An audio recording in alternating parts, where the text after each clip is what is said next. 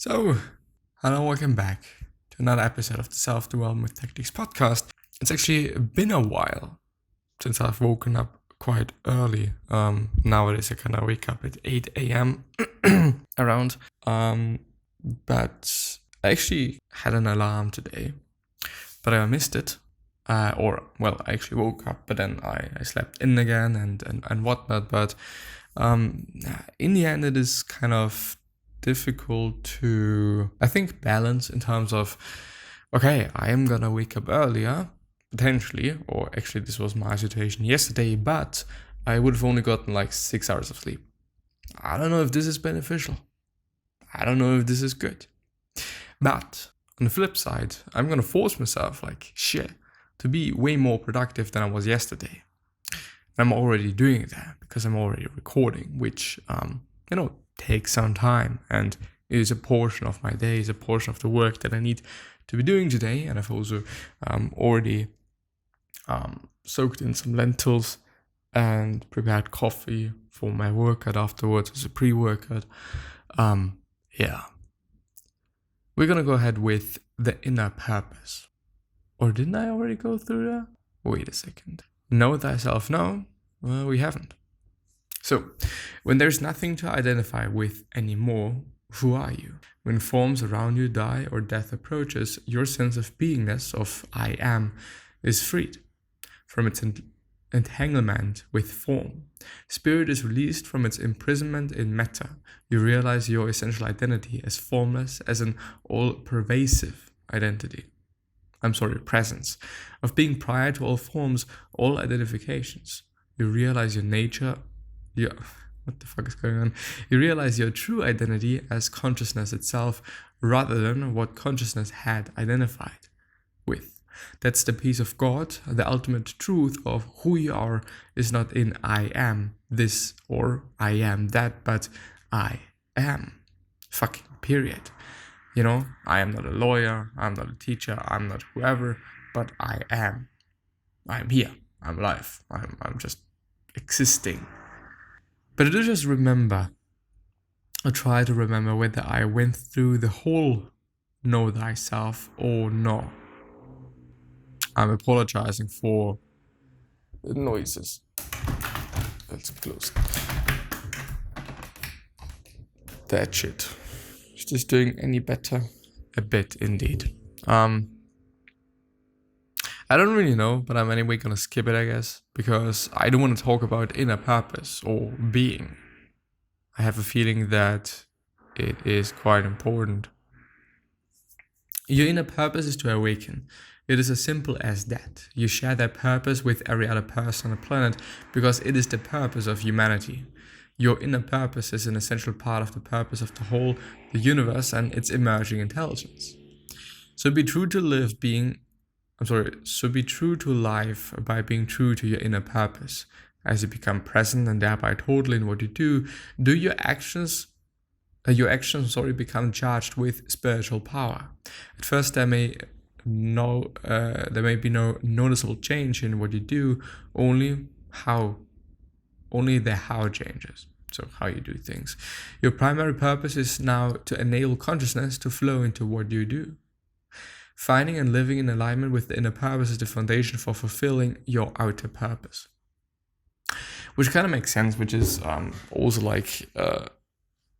the fact that intrinsic motivation can become motivation you can see on the outside, but it is rather difficult that outside motivation, I don't just know the opposite of intrinsic, becomes intrinsic.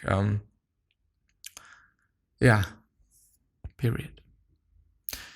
Outer purpose, doing. Awakened doing is the alignment of your outer purpose, what you do, with your inner purpose, awakening and staying awake.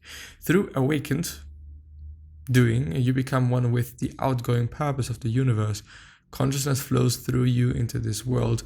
It flows into your thoughts and inspires them. It flows into what you do and guides and empowers it. When doing becomes infused with the timeless quality of being, that is success. Unless being capitalized, by the way. Unless being flows into doing, I gotta drink something.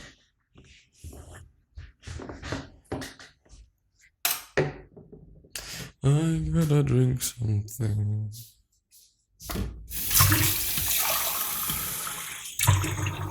Stay hydrated, motherfuckers.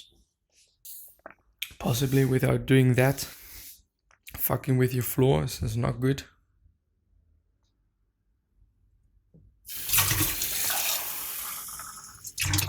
And one more.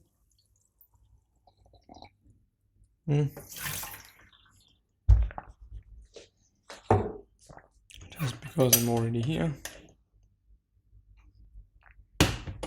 Bit of way too strong coffee. But anyway, who cares?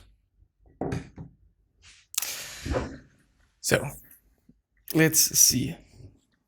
Let us see. When a basis for your actions is in alignment with the present moment, your actions become empowered by the intelligence of life itself. And so you also lose yourself in thinking and as well as in your reactions to what happens externally. We are also learning that action, although necessary, is only a secondary factor in manifesting our external reality. The primary factor in the creation is consciousness.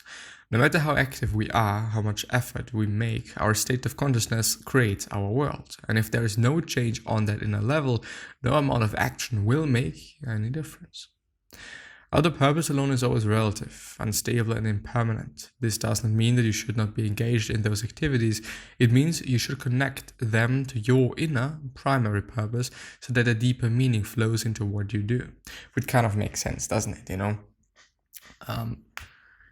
even if it is something that might not be as nice, satisfying or whatever, making it that way so that you do more of it is great, as it is with working out, eating healthy, and whatever it might as well be people are struggling with.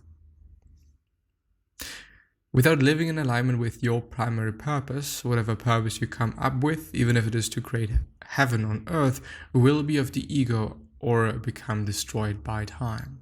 Sooner or later, it will lead to suffering. If you ignore your inner purpose, no matter what you do, even if it looks spiritual, the ego will creep into how you do it, and so the means will corrupt the end.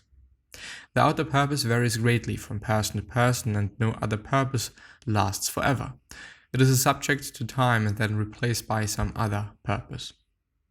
The only actions that do not cause opposing reactions are those that are aimed at the good of all. They are inclusive and exclusive. They join, they don't separate. They are not for my country, but for all of humanity, not for my religion, but the emergence of consciousness in all human beings, not for my species, but for all sentient beings and all of nature. Awakened doing is the outer aspect of the next stage in the evolution of consciousness on our planet. It means consciousness can now begin to create form without losing itself in it. It can remain conscious of itself even while it creates and experiences form. Why should you continue to create and experience form for the enjoyment of it? How does consciousness do that? Through awakened humans who have learned the meaning of awakened doing. Make sure your goal is not focused on having this or that, such as a mansion by the sea, your own company, or $10 million in a bank. An enlarged image of yourself or a vision of yourself having this or that are all static goals, and therefore don't empower you. Instead, make sure your goals are dynamic. That is to say, point toward an activity that you are engaged in and through which you are connected to other human beings as well as to the world. Instead of seeing yourself as famous actor and writer and so on, see yourself inspired countless people with your work and enriching their lives.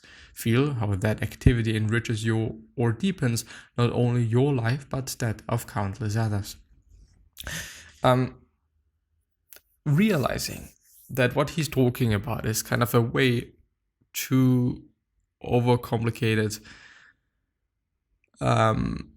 version of try to do something that is going to benefit others because you're going to do more of it because it feels good to do so, and it is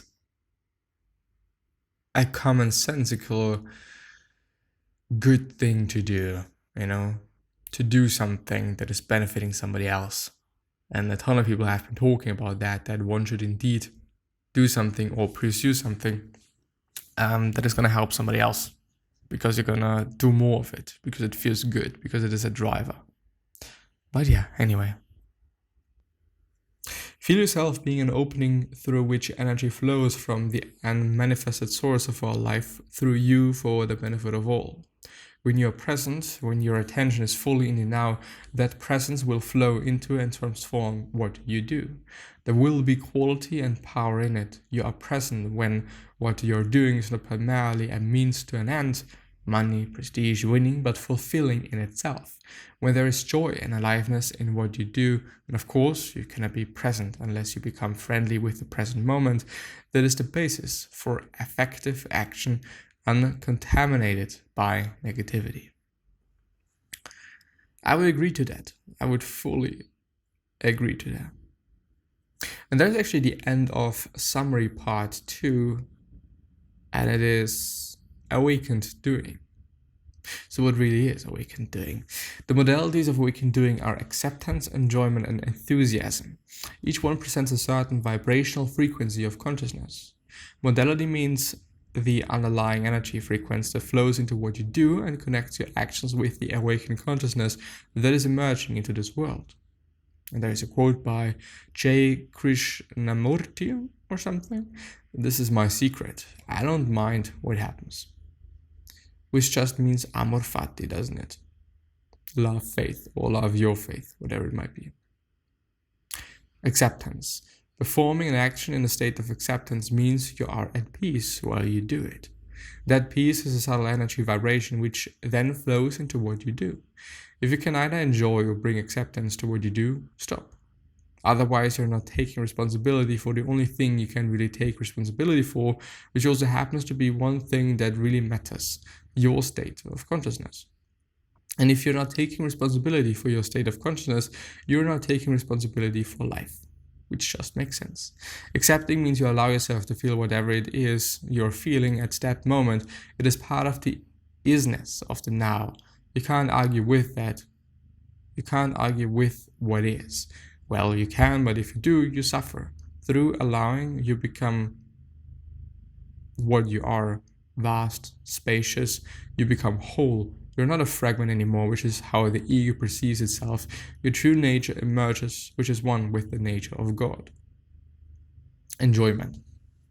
When you make the present moment, instead of past and future, the focal point of your life, your ability to enjoy what you do and with it the quality of your life increases dramatically. Joy is the dynamic aspect of being. When the creative power of the universe becomes conscious of itself, it manifests as joy. Joy does not come from what you do, it flows into what you do and thus into this world from deep within you. To be more precious, and what you are enjoying is not really the outward action, but the inner dimension of consciousness that flows into the action. This is finding the joy of being in what you are doing. The joy of being is the joy of being conscious. Which is actually very well said, by the way. And very empowering, I would say. If just being existent, just living, if this is just one of the best things there is indeed, then you're doing everything right, and I'm doing everything right because I'm still living. Enthusiasm. Enthusiasm means there is deep enjoyment in what you do, plus the added element of a goal or a vision that you work toward. You will feel like an arrow that is moving toward the target and enjoying the journey. This is why Ralph Waldo Emerson, who is an author as well, I think there was a book called The Force or something. It's been pretty good as far as I remember. Said that nothing great has ever been achieved without enthusiasm. The word enthusiasm comes from the ancient Greek en and theos, meaning God, and the related word enthusiasm means to be possessed by a god. With enthusiasm, you will find that you don't have to do it all by yourself. In fact, there's nothing of significance that you can do by yourself.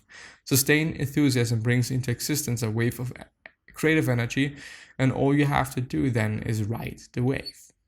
Through enthusiasm, you enter into full alignment with the outgoing creative principle of the universe, but without identifying with its creations, that is to say, without ego.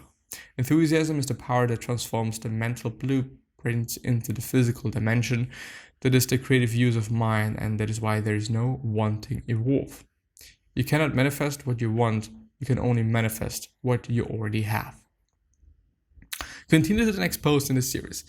We're not going to do so because I'm going to end the episode there. I'm enjoying the book. I really am. Period, I guess. See you the next time. Bye-bye.